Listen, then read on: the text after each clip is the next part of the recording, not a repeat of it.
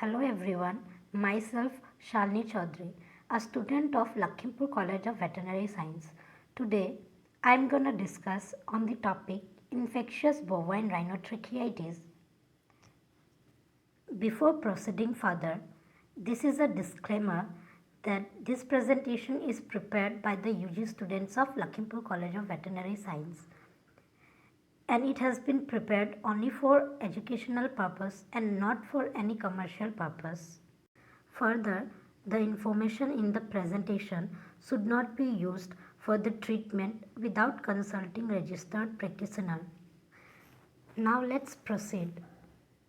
First of all, what is infectious bovine rhinotracheitis? It is an acute, highly contagious viral disease of cattle and buffalo characterized by fever, rhinotracheitis, conjunctivitis, encephalitis, abortion, and pustular vulvovaginitis. Infectious bovine rhinotracheitis is also known as red nose necrotic rhinitis, bovine herpes virus 1 infection. Now we will discuss about the causes of disease. The disease is caused by bovine herpes virus 1, which is a double-stranded DNA virus belonging to family Herpesviridae. The precipitating causes of infectious bovine rhinotracheitis are transportation, parturition, housing in winters, use of immunosuppressive drugs, example cortisones.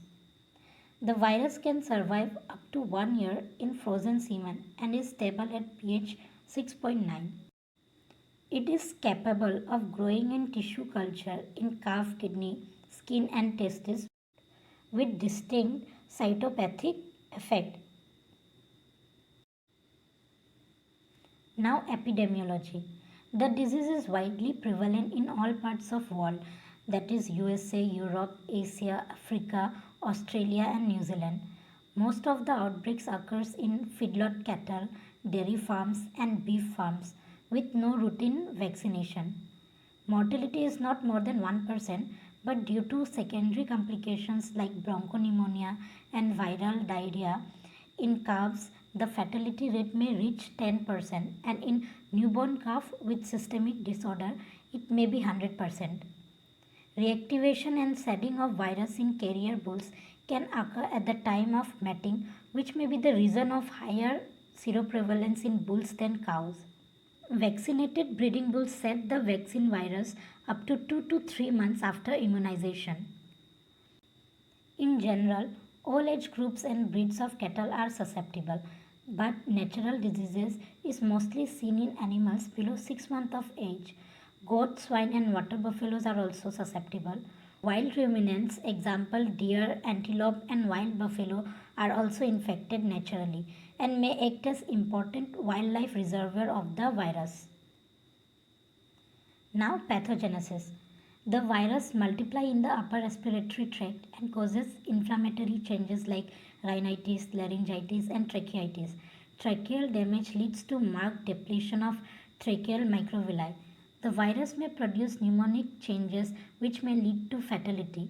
Lesions may extend to eyes from nasal tract through nasolacrimal duct and may give rise to conjunctivitis and vascularization of the cornea. The virus may enter the brain tissues from nasal mucosa via trigeminal nerves and produce meningoencephalitis. The virus may produce changes in the placenta and fetus and causes abortion. Now clinical findings. The clinical findings may vary widely. The clinical signs have been grouped as respiratory form affecting respiratory tract, vulvovaginal form affecting the genital tract, ocular form affecting the eyes, encephalomyelitic form affecting the central nervous system, abortive form causing abortion, and we will discuss this one by one. First, respiratory form. This form is characterized by mild to severe rise of temperature. The nasal discharge initially serous which later on turn into mucopurulent. Necrotic plaque may appear on the nasal bone. A characteristic dry, cracked muzzle which easily peels off can be observed. Animal may show signs of bronchitis and pneumonitis. Number 2. Vulvovaginal form. This form is characterized by a sharp fold in milk gill and appearance of erythematous and pustular lesions on the vulvar and vaginal mucosa. The virus may produce pustular ballonoposithitis in bull. The semen of the affected bull become contaminated. Now ocular form. This form may appear along with respiratory form. There is inflammation of the conjunctiva in addition to respiratory changes. Petechial hemorrhage may be noted on the conjunctiva and sometimes corneal opacity may appear. The signs of encephalomyelitis comprises of high rise of temperature, incoordination, tremor, circling, falling, coma and death. Death may be within 4 days following appearance of neurological disorders. And last is the abortive form. The fetus used to die at 4 months of gestation and the fetus expelled at 1 to 7 days. Abortion may also occur 90 days of following vaccination. Retention of placenta often occurs in aborted animals. Now diagnosis. First, history, which is very much important. Then clinical findings, isolation of virus, leukopenia with lymphopenia, and in some cases increase in monocytes are noticed as hematological changes. There is decrease in level of zinc and increase in copper in affected cases. Virus can also be demonstrated in paraffin tissue sections of lungs, liver, spleen, kidney, placenta and mummified fetus by using avidin biotin complex system. Immunoperoxidase test using monoclonal antibodies is considered superior to virus isolation for diagnosis of BHV1 encephalitis. The virus can be detected in nasal swabs by ELISA, immunofluorescence, immunoperoxidase test or by electron microscopic, particularly in the pyrexic phase.